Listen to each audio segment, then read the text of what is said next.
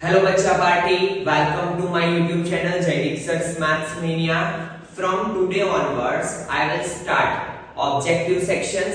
कौन से objectives discuss करेंगे हम? तो अहमदाबाद सिटी में से जो डीटीओ ऑफिस में से क्वेश्चंस बैंक आती है, उसमें आपको chapter wise up to probability chapter 1 से लेके चैप्टर 13 प्रोबेबिलिटी तक के क्वेश्चन आपको दिए हैं ऑब्जेक्टिव्स क्वेश्चन अप्रोक्सीमेटली अराउंड 450 और 470। तो सारे क्वेश्चंस मैं डिटेल डिस्कस करूंगा आपके साथ, क्योंकि 12th साइंस में जनरली स्टूडेंट्स को प्रॉब्लम कहां पे आता है बेटा? ऑब्जेक्टिव पार्ट में। और लास्ट ईयर भी ये जो क्वेश्चन बैंक आपको प्रोवाइड की गई थी उसमें से काफी सारे क्वेश्चंस थे और यही मेथड के रिलेटेड दूसरे क्वेश्चंस भी थे। तो it will helpful to you. तो ये वीडियो आप अच्छे से देखना, क्योंकि अगर आपने डायरेक्टली सॉल्यूशन लिख लिया तो आपके कॉन्सेप्ट क्लियर नहीं होंगे और इसके रिलेटेड जो क्वेश्चंस होंगे दूसरे मेथड्स चेंज होगी थोड़ी, तो आप उसे सॉल्व नहीं कर पाओगे। तो चलिए स्टार्ट करते हैं। आज का पहला क्वेश्चन क्या है? चैप्टर 1 रिलेशन एंड फंक्शन में से f फ्रॉम 2 to 4 to 1 3 हमें डोमेन एंड कोडोमेन दिया हुआ है एंड यहाँ पे एक फंक्शन दिया हुआ है f of x is equal to x minus x by 2, where हमें बोला हुआ है कि it is the greatest integer function। ठीक है, ये वाला जो ब्रैकेट है वो क्या है? Greatest integer function. तो f इनवर्स x क्या होगा? हमें f इनवर्स x के बारे में बताना है। सबसे पहले हमें पता होना चाहिए बेटा कि ग्रेटेस्ट इंटीजर फंक्शन का मतलब क्या है। ठीक है, तो वो भी हम डिस्कस करेंगे यहाँ पे। सबसे पहले ये जो है वो हमारा डोमेन है। डोमेन मतलब क्या कि हम इनपुट क्या दे सकते हैं। तो हमारी जो x की वैल्यू है वो कहां से कहां तक लाई करेगी? 2 से लेके 4 तक। ठीक है, और यहाँ पे ओपन इंटरवल है तो 2 less than x less than 4। x की वैल्यू 2 से 4 तक लाई करेगी, बट मेरे पास x by 2 भी है। तो मुझे क्या करना पड़ेगा? यहाँ पे x by 2 करने के लिए पूरे को 2 से डिवाइड करना पड़ेगा। तो 2 divide by 2, 4 divide by 2, 2 1 are 2, 2 2 are 4, so it is 1 x by 2 less than 2। मतलब मेरा जो x by 2 है वो कहां से कहां तक लाई करेगा? 1 से लेके 2 तक। ठीक है, बट ना मैं 1 को काउंट कर सकता हूं ना मैं 2 को काउंट कर सकता हूं। और मुझे पता है कि अगर मैं यहाँ पे ग्रेटेस्ट इंटीजर फंक्शन अप्लाई करूं, ठीक है, तो वो हमें सिर्फ इंटीजर ही देता है। मतलब 1 पॉइंट समथिंग कुछ भी हो, ये मुझे ऑलवेज क्या देगा? 1 अप टू 1.999999 तक मुझे ये क्या देगा? 1। मतलब ये मेरी जो वैल्यू है greatest integer function x by 2 के अंदर जो वैल्यू है वो ऑलवेज क्या रहेगी? 1। तो चलिए यहाँ पे देखते हैं। तो ये मेरा फंक्शन क्या बना? f of x is equal to x minus 1, क्योंकि x by 2 की वैल्यू क्या मिली हमें? 1। ठीक है ना, लेट हमें पता है कि f of x is equal to क्या होता है? y, so x is equal to क्या होगा? f inverse y। ठीक है, क्लियर है। नाउ यहाँ पे हम वैल्यू पुटअप करते हैं, तो f of x की जगह पे क्या लिखूंगा बेटा मैं? y is equal to x minus 1। Now यहाँ पे मेन चीज ये है कि हम इनवर्स कैसे फाइंड करते हैं। तो इनवर्स के लिए हम क्या करेंगे? ये जो हमारा function in terms of y है इसे हम कन्वर्ट करेंगे इन टर्म्स ऑफ x। तो उसके लिए क्या करना पड़ेगा मुझे? प्लस -1 को इस साइड लेके आओ, so it become +1 is equal to x। ठीक है, नाउ x की जगह पे मैं क्या लिख सकता हूं बेटा? f inverse y, so y +1 is equal to f inverse y। Now मुझे तो क्या चाहिए? f inverse x। तो मुझे क्या करना है इंस्टेड ऑफ y? x। तो f inverse x is equal to क्या मिला? x + 1। So it is my answer. ठीक है, तो यहां पे हम देखेंगे C is the correct option. ठीक है, तो बिल्कुल ही इजी सा क्वेश्चन था। Now next question, f from z to z f of x is equal to 4x plus 5। देखिए यहाँ पे हमें फोकस करना है, यहाँ पे हमें डोमेन एंड कोडोमेन क्या दिया है उस पे। तो z to z f of x is equal to 4x plus 5, तो सो f इनवर्स x। तो हमें पता होना चाहिए कि कोई भी फंक्शन इनवर्टिबल तभी होता है जब वो 1 1 एंड ऑन टू हो। ठीक है, तो तो हमें ये चेक करना है सबसे पहले। तो देखो यहाँ पे z टू z बोला है, तो अगर मैंने यहाँ पे कोई भी 4 - 1 + 5 -4 + 5 दैट इज 1, तो मैं कोई भी इंटीजर दूंगा तो मुझे आंसर तो इंटीजर ही मिलने वाला है, ठीक है। तो यहाँ पे क्या होगा बेटा, ये 1 1 तो है, ठीक है। ये हम कैसे चेक कर सकते हैं, 4x1 + 5 = 4x2 + 5 +5 +5 गया तो 4x1 = 4x2, तो 4 4 गया, सो x1 = x2। क्लियर है। नाउ हम ये चेक करते हैं कि ये फंक्शन जो है वो ऑनटू है कि नहीं। तो ऑनटू के लिए क्या करना पड़ेगा, हमें पता है कि y होता है 4x + 5, ठीक है। y क्या होता है 4x + 5, तो यहां पे क्या हो गया, y - 5 = 4x, so y - 5 divide by 4 = x। Clear है बेटा, यहां तक सबको क्लियर है। नाउ आप एक चीज सोचो कि यहाँ पे अगर हम कोई ऐसी वैल्यू डाले, ठीक है, तो यहाँ पे अगर मैंने y की जगह पे रखा 1 -5/4, तो ये हो गया -4 डिवाइड बाय 4 दैट इज 1, तो yes it is an integer. But अगर मैंने यहाँ पे रखा 2 -5/4, 2 - 5 दैट इज -3 डिवाइड बाय 4, तो -3/4 मुझे x में मिलेगा नहीं, ठीक है, क्योंकि मेरा जो डोमेन है वो क्या है, पूरा इंटीजर, जिसके अंदर फ्रैक्शन फॉर्म नहीं है, रेशनल नंबर नहीं है। मतलब ये फंक्शन मेरा क्या नहीं है, ऑनटू नहीं है। किसके लिए ऑनटू नहीं है, इंटीजर वाले कोडोमेन एंड डोमेन के लिए। तो ये ऑनटू नहीं है, तो ये बाइजेक्टिव नहीं है, और अगर ये बाइजेक्टिव नहीं है तो हम इसका इनवर्स फाइंड नहीं कर सकते। दैट मींस यहाँ पे क्या आएगा, डज नॉट एग्जिस्ट। बट अगर यहाँ पे R2R होता, ठीक है, real number two real number होता, तो हम इसका इनवर्स फाइंड कर सकते हैं, वो जो हमने पहले क्वेश्चन में मेथड किया वो मेथड से, ठीक है। चलिए नेक्स्ट क्वेश्चन देखते हैं, क्वेश्चन नंबर 3।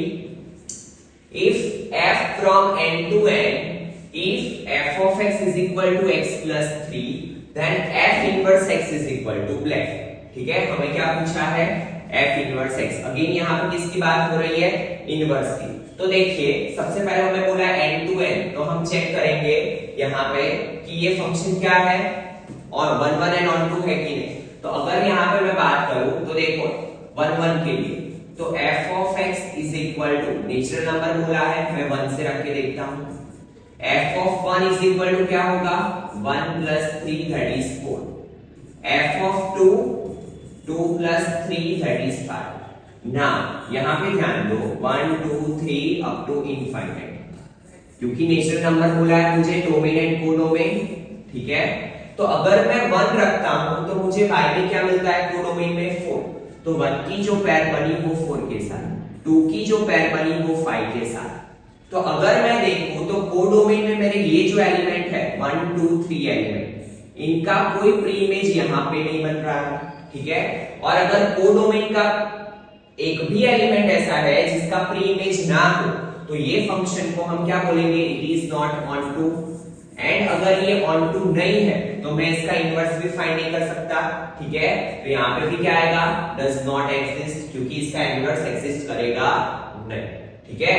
चलिए next question, real function f of x is equal to x plus 1 का होल स्क्वायर। क्या दिया है हमें, f of x is equal to x plus 1 का whole square and g of x is equal to x square plus 1। हमें क्या find करना है, f of g of -3, ठीक है। तो ये है कॉम्पोजिट फंक्शन। जब भी दो फंक्शन के फॉर्म में हो तो उसे हम बोलते हैं कॉम्पोजिट फंक्शन। मुझे f of g of -3 find करना है, बट सबसे पहले मैं क्या करूंगा, f of g of x और फिर x की जगह पे क्या रख दूंगा मैं, -3। तो देखिए हमें पता है ये क्या है, f of g of x। अगर f of 2 होता है बेटा तो x की जगह पे हम क्या रखते हैं, 2। यहाँ पे f of g of x है तो x की जगह पे मुझे क्या रखना है, g of x। तो x मेरा एज इट इज, ठीक है। नाउ x की जगह पे मैं क्या रखूंगा, g of x। g of x में क्या है, x² + 1, ठीक है। Instead of x what I have to put g of x, तो x की जगह पे मैंने रखा x स्क्वायर प्लस 1। नाउ ये प्लस 1 एज इट इज, ये वाला स्क्वायर एज इट इज। सिर्फ और सिर्फ मैंने क्या किया, x की जगह पे x स्क्वायर प्लस 1 रखा, ठीक है। नाउ सिंप्लीफिकेशन करते हैं तो देखिए it is x square plus 1 2 का square. Now a plus b का whole square that is a square plus 2ab plus b square. तो ये मुझे मिल गया f of g of x, but मुझे क्या फाइंड करना है, f ऑफ g ऑफ -3। तो f of g of -3, x की जगह पे मैं क्या रखूंगा -3, तो -3⁴ प्लस 4 -3 का square plus 4 -3⁴ that is 81 plus 4 -3 का स्क्वायर 9 plus 4 81 plus 4 9 का 36 plus 4, ठीक है। तो क्या होगा ये 81 plus 40 that is 1 to 1, so 1 to 1 is the correct option। कौन सा ऑप्शन है हमारा, ऑप्शन नंबर ए, ठीक है। चलिए नेक्स्ट क्वेश्चन देखते हैं, question number 5 where we have given if g of x is equal to x square plus x minus 2 and 1/2 g of f of x is equal to 2x square minus 5x plus 2, then हमें क्या find करना है, f of x। अच्छा question है, ध्यान देना, ठीक है। काफी सारे कॉन्सेप्ट इससे आपके क्लियर होंगे। तो हमें फाइंड करना है f of x। क्या दिया है, g of f of x and g of x। तो सबसे पहले देखो यहाँ पे हम क्या करेंगे, g of f of x is equal to, ये 2 डिवीजन में से जाएगा मल्टीप्लीकेशन में, तो यहाँ पे 4x स्क्वायर, ये तीनों के साथ मल्टीप्लाई होगा, 5 2 10x प्लस 2 2, ठीक है ना। एक चीज देखो, मेरा है यहाँ पे g ऑफ x, ठीक है। g of x is equal to क्या है, तो अगर मुझे ऐसे लिखना हो g of f of x, तो मैं क्या लिख सकता हूं, अगेन x को मुझे रिप्लेस करना है f ऑफ x के साथ, ठीक है। तो ये क्या हो जाएगा बेटा, f ऑफ x का square plus f of x minus 2। क्या किया मैंने, मुझे g of f of x की वैल्यू चाहिए थी, तो g ऑफ x को मैंने रिप्लेस किया g of f of x के साथ। नाउ यहां पे मैं वैल्यूज रख दूं, तो ये हो जाएगा f ऑफ x का whole square plus f of x minus 2। ये सबको भी मैं इस साइड लेके आ जाता हूं, तो ये क्या हो जाएगा, -4 plus 10x minus 4x square is equal to 0, ठीक है ना। अगर मैं यहाँ पे ऑब्जर्व करूं तो ये मेरा कुछ क्वाड्रेटिक इक्वेशन जैसा दिख रहा है, f of x square plus f of x minus 4x square plus 10x minus 6 is equal to 0। Clear है बेटा सबको। नाउ मुझे तो f ऑफ x चाहिए, अगर मैं इसके रूट्स फाइंड कर लूं तो ये मुझे मिलेगा वो f ऑफ x के फॉर्म में मिलेगा, क्योंकि मेरा अगर कोई क्वाड्रेटिक इक्वेशन होता है x square plus x plus 4 जैसा, तो यहाँ पे अगर हम डिस्क्रिमिनेंट वाला मेथड अप्लाई करते हैं तो जो मेरे रूट्स मिलते हैं उसको मैं किसकी जगह पे लिखता हूँ, x की जगह पे। तो यहाँ पे मुझे जो मिलेगा वो f ऑफ x के फॉर्म में मिलेगा। तो now what I have to do, apply discriminant method to find roots. तो d is equal to b square minus 4ac, ठीक है। इसके रूट्स फाइंड करेंगे हम। Now b square f of x का coefficient that is 1 minus 4, a is also 1, और अगर मैं यहां से पूरा माइनस कॉमन निकाल दूं तो ये हो जाएगा 4x square plus 10x, sorry 4x square minus 10x, क्योंकि हमने माइनस कॉमन निकाला है, प्लस 6, ठीक है। तो ये हो गया 1 minus minus plus 4 4 16x square, फिर 4 10 40x माइनस एंड प्लस 4 6 24। तो ये क्या बना, 16x square minus 40x plus 25। और अगर मैं इसे ऑब्जर्व करूं तो ये परफेक्ट स्क्वायर है किसका 16x स्क्वायर का square root 4x, middle term का साइन 25 का स्क्वायर रूट 5 का स्क्वायर। क्लियर है? चलिए तो हम b की वैल्यू रख देते हैं। क्या होगा यहाँ पे f of x is equal to minus b plus और minus root b upon 2a minus b की जगह पे क्या आएगा f of x का कोएफिशिएंट 1 प्लस और माइनस रूट d की जगह पे क्या आएगा बेटा 4x माइनस 5 का होल स्क्वायर अपॉन 2 a की जगह पे f of x स्क्वायर का coefficient 1। Now f of x is equal to तो square square root cancel out minus 1 एक बार हम देंगे प्लस 4x माइनस 5 अपॉन 2 1 जा 2 और एक बार देंगे हम minus f of x is equal to minus 1 minus 4x minus अंदर जाता है तो साइन चेंज हो जाएगा तो माइनस 5 का हो जाएगा प्लस 5 डिवाइड बाय 2 तो 5 minus 1 4 minus 2x divide by 2 common ले लो तो ये हो जाएगा 2 minus x divide by 2 2 cancel out तो 1 मिला 2 माइनस x यहां से क्या मिला तो 4x minus minus plus minus 6 divide by 2 2 common x minus 3 2x minus 3 divide by 2 2 कर तो एक मिला मुझे 2x माइनस 3 एक मिला मुझे यहाँ पे 2 माइनस 2x। हम चेक करते हैं कि हमारा आंसर कौन सा है तो देखो a में क्या दिया हुआ है 2x माइनस 3 तो f of x क्या मिला बेटा 2x माइनस 3। अगर ये भी दिया होता तो it is also correct answer 2 minus 2x। ठीक है चलिए देखते हैं next question. Question number 6 f and g are real functions f of x is equal to what we have given 2 sin pi by x and g of x is equal to root x। तो हमें क्या बोला है f of g of 4 and g of f of 6 का subtraction करना है। बहुत ही simple सा क्वेश्चन है। सबसे पहले f of g of x find करते हैं ठीक है और फिर उसमें क्या करेंगे हम x की जगह पे 4 रखेंगे।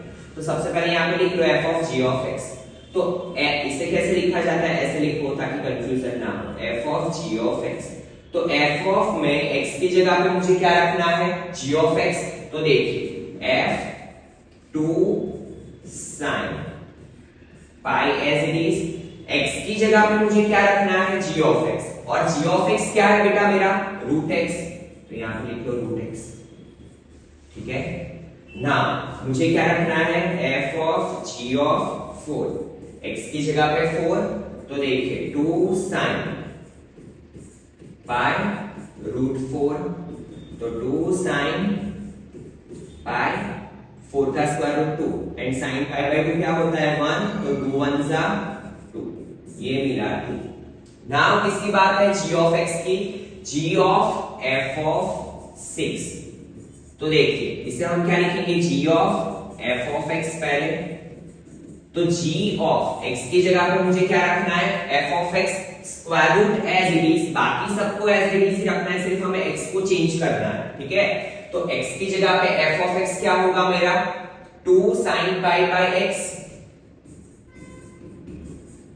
क्योंकि f of x मेरा ये है ना x की जगह पे क्या चाहिए मुझे 6 तो g of f of 6 2 sin pi by 6 ठीक है सो it is 2 sin pi by 6 की वैल्यू क्या होती है 1 by 2 2 cancel out square root of 1 क्या होता है 1 तो ये मिला मुझे 2 ये मिला मुझे 1 हमें तो दोनों का सब्ट्रैक्शन चाहिए तो ये क्या होगा 2 minus 1 that is 1 तो 1 is the correct option so C is the correct option। ठीक है चलिए नेक्स्ट क्वेश्चन देखते हैं question number 7 if f from R to R f of x is equal to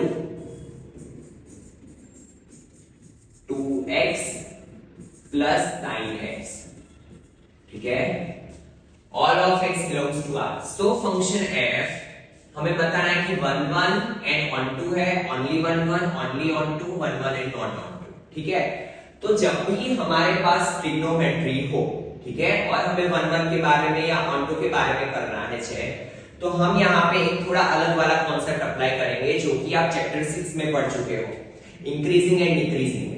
अगर कोई फंक्शन इंक्रीजिंग है, increasing का मतलब क्या होता है, मुझे दिखाना है f dash x greater than 0। Strictly increasing का मतलब क्या होता है, f dash x greater than 0। अगर कोई फंक्शन स्ट्रिक्टली इंक्रीजिंग है, इसका मतलब क्या होता है, उसका ग्राफ कंटिन्यूअसली लेफ्ट से राइट तक ऊपर ही ऊपर जाता है।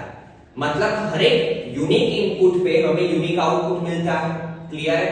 तो अगर मैं यहाँ पे ये फंक्शन को क्या दिखा दूं, 1 1 दिखाने के लिए अगर मैं इंक्रीजिंग दिखा दूं, तो इसका मतलब क्या हो जाएगा बेटा मेरा, कि ये जो फंक्शन है वो क्या है, 1 1। तो चलिए f ऑफ x हमें दिया है, तो f डैश x फाइंड करते हैं। 2x का क्या होगा, 2 sin x का क्या होता है, cos x। नाउ मुझे ये चेक करना है कि इसकी रेंज क्या है, 2 प्लस cos x की। ठीक है, तो भी मुझे पता चलेगा कि ये क्या है, इंक्रीजिंग है कि डिक्रीजिंग। तो देखिए मुझे पता है कि cos x जो है वो लाई करता है किससे किसके बीच में, -1 से लेके 1 के बीच में।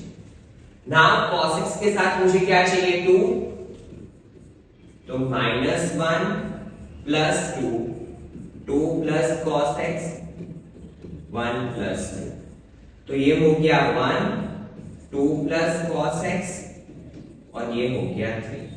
ठीक है, तो इसका मतलब क्या हुआ, मेरा जो f ऑफ x है वो लाई करेगा ऑलवेज 1 से लेके 3 के बीच में।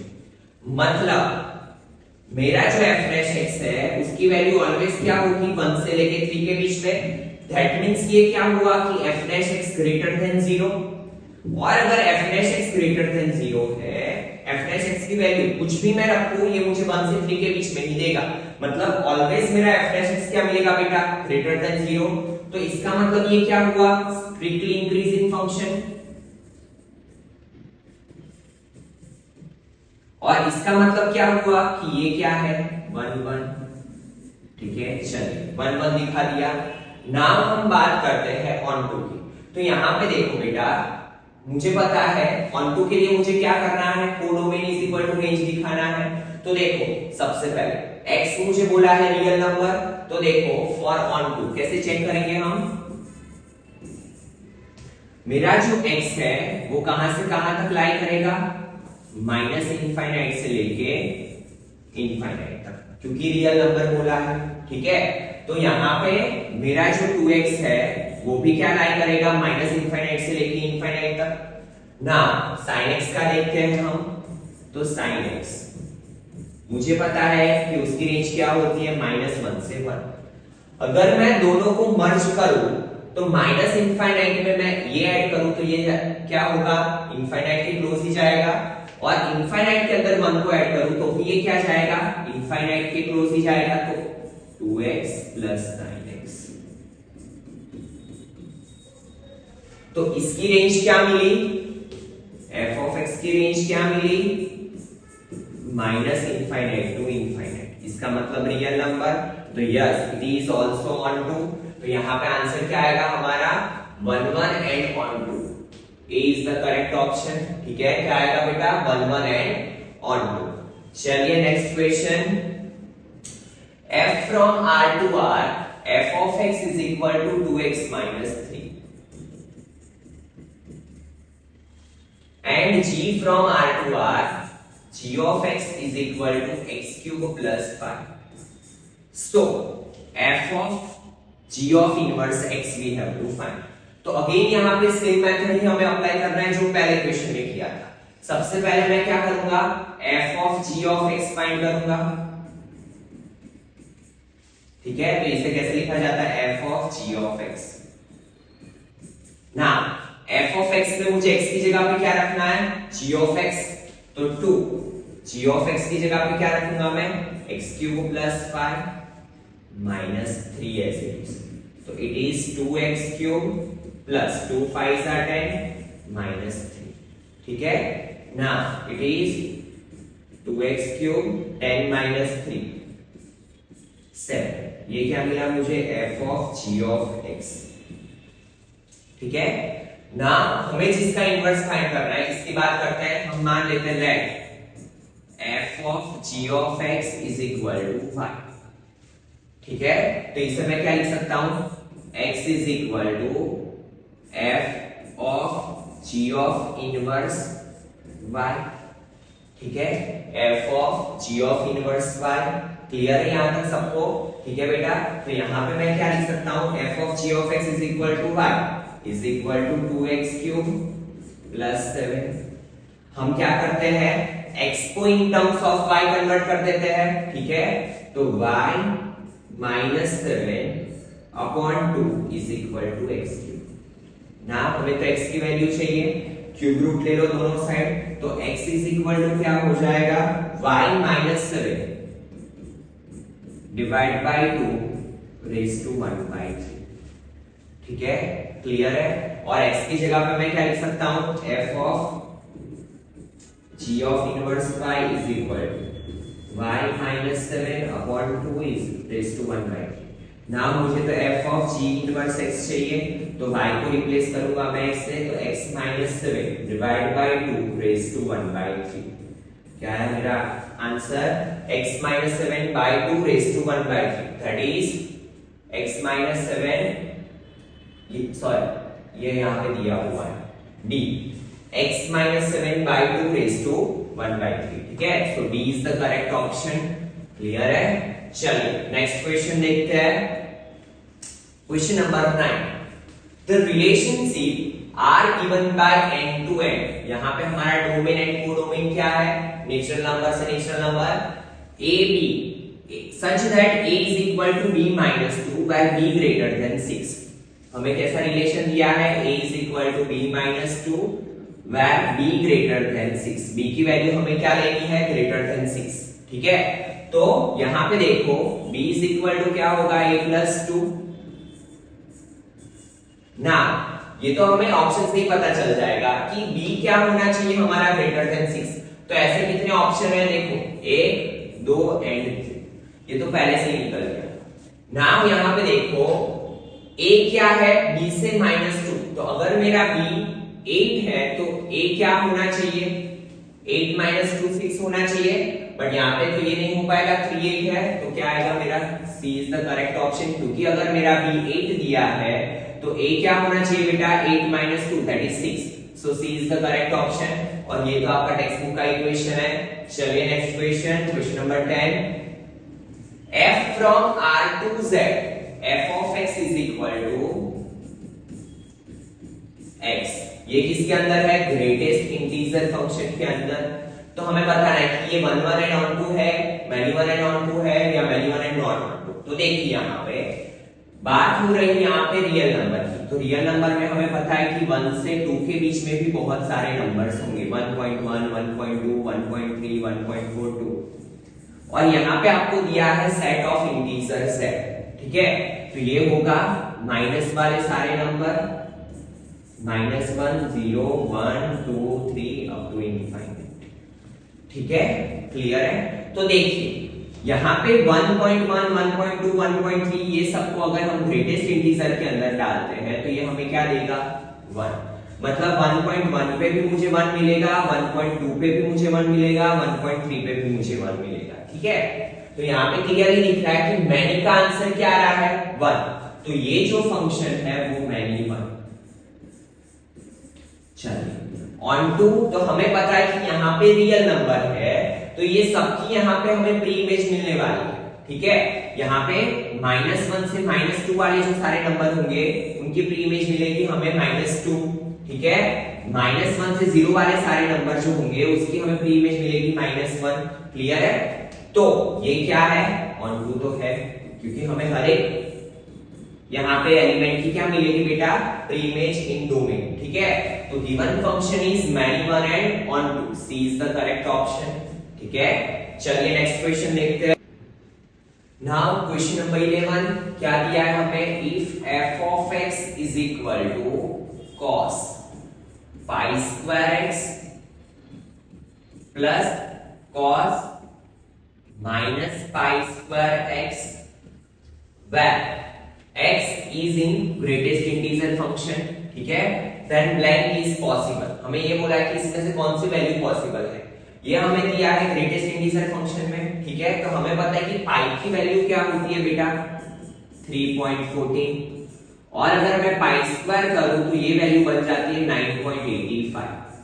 तो मेरा जो पाई स्क्वायर है प्लस पाई स्क्वायर है वो कहां पे लाई करेगा, 9.85 कहां पे लाई करता है, 9 से लेके 10 के बीच में, ठीक है। 9.85 9 से लेके 10 के बीच में लाई करता है। और मुझे पता है कि यहाँ पे बात हो रही है ग्रेटेस्ट इंटीजर फंक्शन की, तो वो ऑलवेज मुझे क्या देगा, छोटी वाली वैल्यू। तो यहाँ पे अगर मैं ये करूं, मेरा जो प्लस पाई स्क्वायर है वो मुझे क्या देगा, पाई स्क्वायर की वैल्यू क्या होगी बेटा 9, ठीक है। अगर हम बात करें माइनस पाई स्क्वायर की, ठीक है, तो माइनस पाई स्क्वायर मतलब माइनस 9.85 किसके बीच में लाई करेगा, -9 से लेके -10 के बीच में। और यहाँ पे हमें ये क्या देगा -10, तो यहाँ पे मैं लिखूंगा कि minus pi square greatest integer function में है तो मुझे क्या देगा -10। चलिए यहाँ पे वैल्यूज रख देते हैं, ठीक है। तो ये क्या हो गया, f of x is equal to cos 9x plus cos -10x।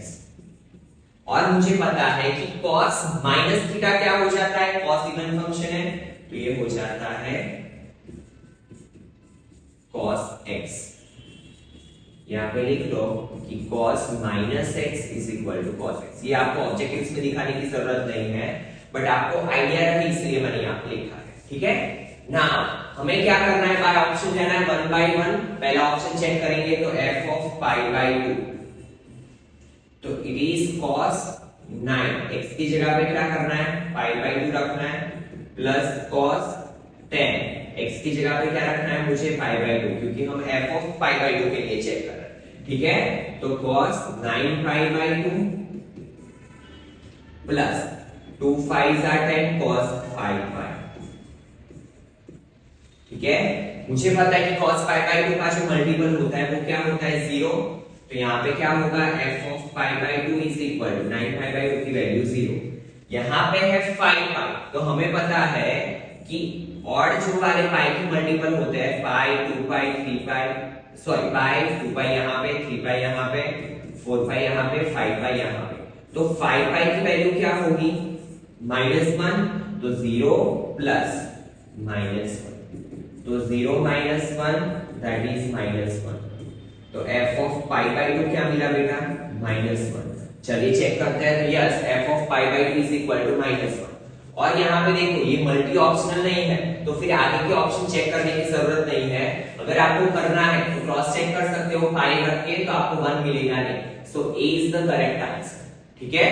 चलिए नेक्स्ट क्वेश्चन, तो देखिए नेक्स्ट क्वेश्चन क्या है, g is equal to 1 2 3 4, relationship r given by, r में क्या दिए हैं हमें एलिमेंट्स 1 2 2 2 1 1 4 4 1 3 3 3 3 2। गिवन इज, हमें यहाँ पे पूछा है कि r क्या है, तो चलिए चेक करते हैं। सबसे पहले एलिमेंट्स क्या है 1 2 3 4, तो हमें पता है कि रिफ्लेक्सिव के लिए क्या होना चाहिए, a बिलोंग्स टू r, मतलब कि जितने भी एलिमेंट्स है उसका खुद के साथ पैर होना चाहिए। 1 1, तो देखिए 1 1 है, 2 2 है, 3 3 है, 4 4 भी है, तो yes it is a reflexive. Now symmetric के लिए रूल क्या होता है बेटा, अगर a b belongs to r है तो क्या होना चाहिए, b a belongs to r भी होना चाहिए। तो यहाँ पे देखिए 1 2 है तो 2 1 है, चलिए चेक करते हैं, 1 2 है तो 2 1 नहीं है, तो ये सिमेट्रिक नहीं है, ठीक है, यहां से ही पता चल गया। नाउ ट्रांजिटिव, ट्रांजिटिव के लिए क्या रूल होता है बेटा, if a b belongs to r, b c belongs to r, तो a c belongs to r भी होना चाहिए। तो चलिए चेक करते हैं, देखिए यहाँ पे 1 2 2 2, it is a b b c, तो a c क्या होगा मेरा 1 2, तो यस 1 2 है, ठीक है। फिर दूसरा देखो 1333 तो 13 यस है। 1332 तो 12 यहां पे है, ठीक है। फिर देखो 3332 तो 32 भी है यस, तो ये ट्रांजिटिव भी है, ठीक है। ये क्या है, ट्रांजिटिव भी है, बट क्या नहीं है, सिमेट्रिक। तो देखिए आपका option B R is a reflexive and transitive but not symmetric, so B is the correct option, ठीक है। चलिए next question, question number 13। f from r to r, f of x is equal to x raised to 4, so f is, हमें बताना है कि f क्या है, many one, one one, on two क्या है ये बताना है। तो देखिए यहाँ पे बात हो रही है रियल नंबर की, ठीक है, x raised to 4। जब भी पावर 4 हो और हमें बात की हो आइदर इंटीजर की या रियल नंबर की, तो ये क्या होगा, मैनी वन।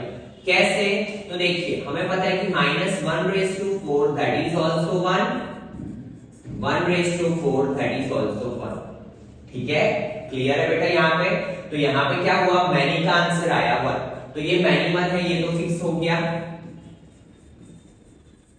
नाउ अगर हम बात करें ऑन टू की, ठीक है, तो हमें पता है कि कोई भी अगर हम नेगेटिव इंटीजर्स लेंगे, ठीक है, नेगेटिव नंबर्स लेंगे, नेगेटिव रियल नंबर लेंगे, तो उसका हमें क्या मिलने वाला है, यहाँ पे कोई प्रीइमेज बनेगा नहीं, ठीक है, क्योंकि उसका फोर्थ रूट हमें मिलेगा नहीं। तो यहाँ पे सारे के सारे नेगेटिव इंटीजर्स क्या रहने वाले हैं, उसका प्रीइमेज हमें मिलने वाला नहीं है, तो क्या लिखेंगे हम, many one and not onto, ठीक है। ये फंक्शन क्या है, many one and not onto. चलिए next question, question number 14। Function f from r to r by f of x is equal to 3x, define x। हमें यहाँ पे पूछा है कि ये फंक्शन क्या है, तो चलिए चेक करते हैं।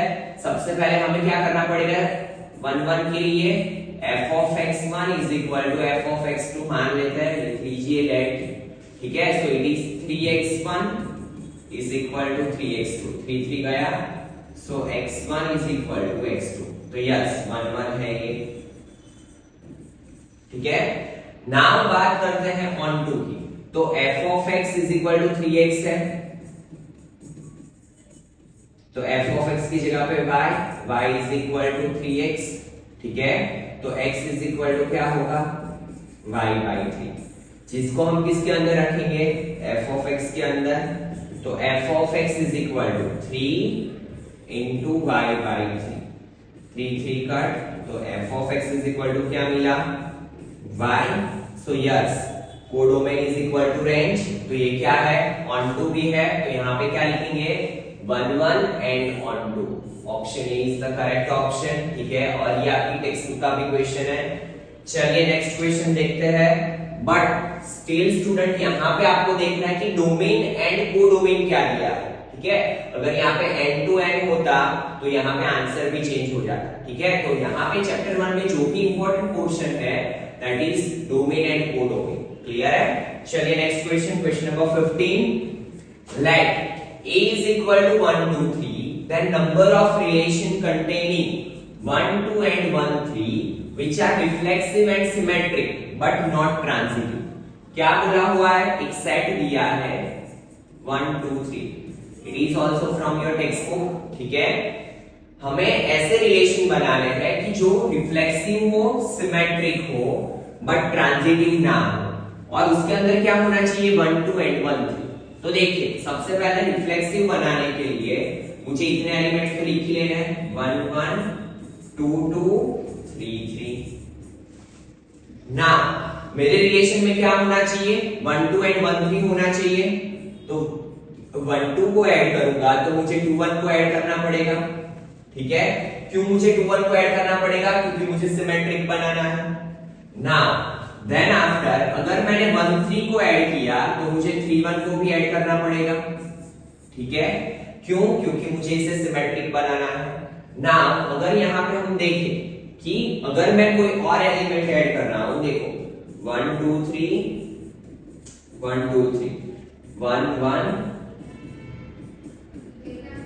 1 2 1 3 2 1 2 2 2 3 3 1 3 2 3 3, देखिए हमने कितने एलिमेंट्स ऐड कर दिए 1 1 1 2 2 1 1 3 3 1 2 2 3 3 ऐड किया।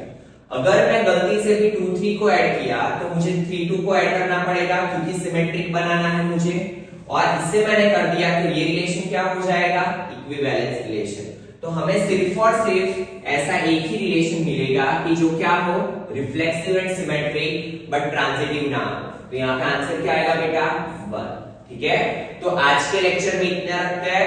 In next video lecture I will explain question number 16 से आगे के हम चैप्टर 1 के ऑब्जेक्टिव्स कंप्लीट करेंगे। ठीक है, और अगर आपको इसमें कुछ भी डाउट हो तो आप कमेंट सेक्शन में कमेंट कर सकते हैं। तो चलिए मिलते हैं नेक्स्ट वीडियो लेक्चर में। Thank you students.